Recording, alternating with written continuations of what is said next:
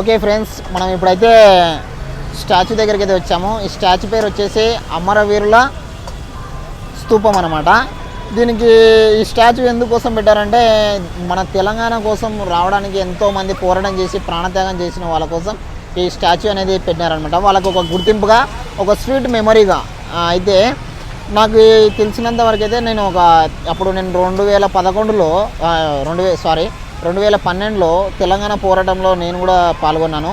మన జోగులాంబ గద్వాల జిల్లాలో, మన గద్వాల్లో అయితే మనకు అప్పుడు తెలంగాణ అని అది శూన్య అంటే మూ అనే అక్షరం నా స్టమక్ రాశారనమాట. అప్పుడు పోరాటంలో మేము కూడా పాల్గొన్నాము.